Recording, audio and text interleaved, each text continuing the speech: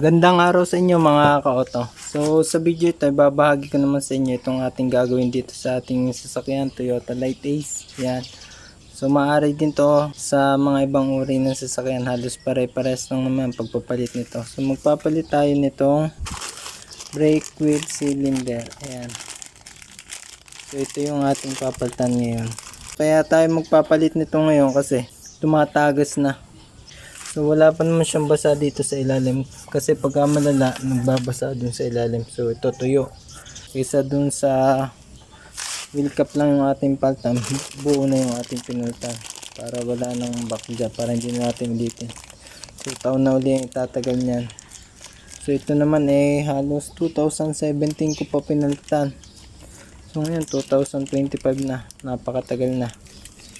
Kaya sulit na rin naman. Redline yung ating pinalit na brand, kagaya nung nakakabit. Matibay kasi cast iron daw yung loob nito, kaya matibay, parang kagaya nung sa Aisin brand. Yan. So ito yung ating part number, kaya maghahanap kayo. Yan. So ngayon simulan na natin.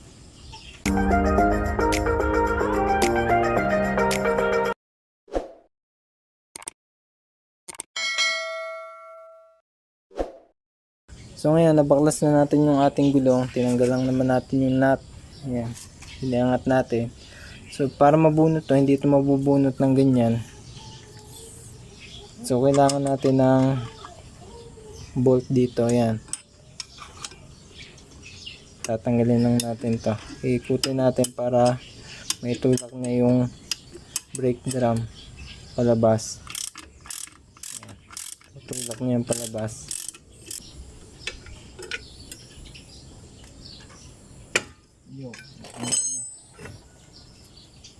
Kung makikita nyo, basang-basa yung ating brake shoe. So lilinisin ko na rin to. Ito yung problema nya. Dapat kasi ito yung tuyo yan, walang tagas. So dito yan, yung tagas nya hindi pa naman ganun kalakasan kasi hindi pa nababasa yung ating ilalim. Pero ito dapat tuyo yan, kaya hindi kumakapit na maayos yung ating preno. Ayan. So hugasan ko lang ito mamaya ng sabon tsaka tubig. So ito tanyo, nandito yung kanyang tagas,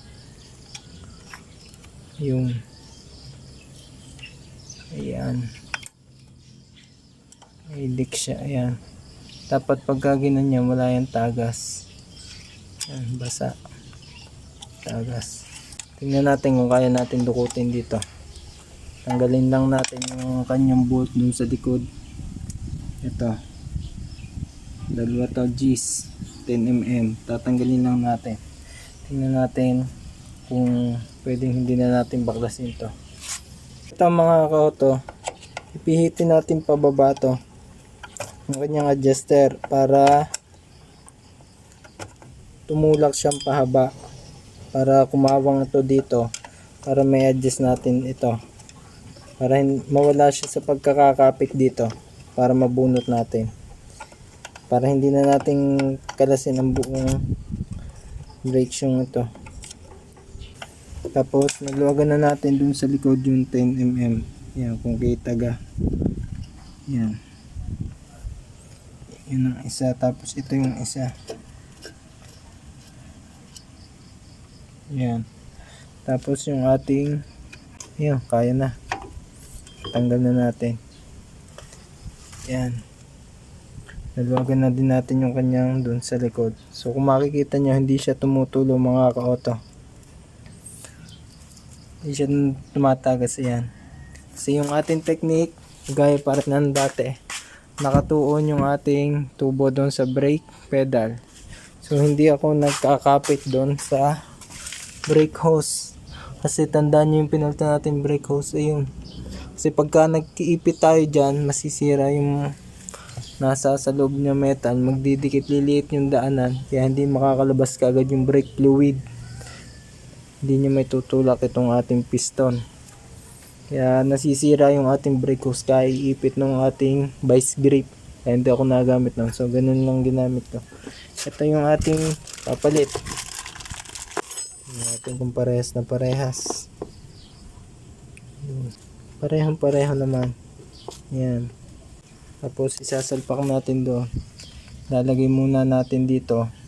Ito, mahirap kasi magtama nito once na nakakabit na siya dito. Kaya ito muna yung ating itatama. So gagawin ko lang, tapos isasalpak na natin ganun. Konting tips lang mga ka-auto. So kaya tumagal siguro yung ating brake shoe ng halos 8 years kasi ganito yung ginagawa ko. Nilalagyan ko ng grasa yung kanyang piston. Ayan. Para hindi mga lawang. Lalagyan ko yan. Tapos bago natin ikabit. Yan mga ka-auto, isalpak na natin. Inuna natin yung kanyang brake line.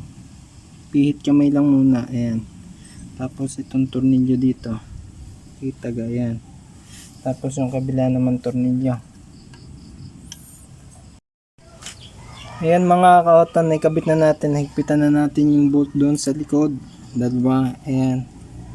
Tsaka yung isang, yung ating pinaka brake line. Ayan. So, tapos in-adjust na natin to doon sa kanyang tamang sukat kanina. So lilinisin ko na muna to. Sasabunin ko lang to. So ayan mga ka-auto, ikabit na natin yung ating brake drum. So ngayon nagbi-bleed naman tayo ng preno. So kaya meron tayong hose dito, medyo malaki lang kasi yung nabili ko, dapat ay maliit lang. Papasok natin to dito. Yan, dun sa bleeder valve. Ito, ilawan ko. Ayan, dito. Papasok natin to dito. Tapos, naluwagan ko na to. Pasisingawin natin yung brake fluid para mawala yung hangin dun sa linya. Kakabit ko lang yan. Ayan mga ka-auto, nalagay na natin. May tubig yung ating hose, yung ating tabo. Pwede din sa brake, basta may ano siya dyan, nakalubog yung ating hose, yung dulo, para hindi siya makahigop ng hangin. Balik pag lumabas na, puro palabas yung ating ating fluid. So ito, naluwagan ko na. Yan, maluwag na yan. So, kailangan mapalabas natin yung brake fluid dyan.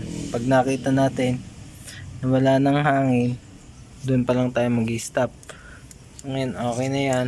Wala pa lang nalabas ngayon kasi nakapress pa yung ating brake pedal doon.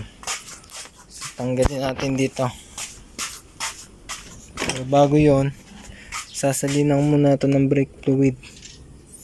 Kasi maubusan, lalo magkakahangin yung linya. Tanggalin ko muna to. Yan. Ayan mga ka-auto, so wala nang bula, kaya pataas yung ating hose para yung lumabas na hangin ay maiwan dito sa taas. So malinis naman yung ating brake fluid na lumabas. Ayan. So wala nang hangin. Ito na yan, natanggal niyang hangin yan hanggang doon sa linya. Yan. So, solid na itong lumabas na ito. Puro na to. Wala nang hangin. Yan yung hangin na nandoon sa linya. Yan. Dahil dito hanggang doon. Yun. So, wala na yung hangin dito. Ayan. Tapos ngayon, sasaraduhan natin yung ating bleeder valve. Tapos, tatanggalin na natin itong ating linya at ayos na to. Ayos na itong ating pagpapalit ng ating brake wheel cylinder. So kung nagustuhan nyo itong video to at bago pa lang kayo sa ating channel, mag-subscribe na po kayo para updated kayo sa mga susunod ko pang mga ibabahagi, mga video sharing, DIY, mga tipid tips tungkol sa ating mga auto.